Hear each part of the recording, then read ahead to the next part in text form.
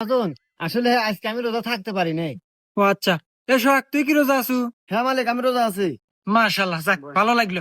এই নে, এখানে 1000 টাকা আছে, কাম শেষে বাড়ির নাকি ইফতার নিয়ে যাস। ঠিক আছে মালিক। আচ্ছা তাইলে দুইজন ভালোভাবে কাজ কর। আচ্ছা মহাজন, বছর ধর।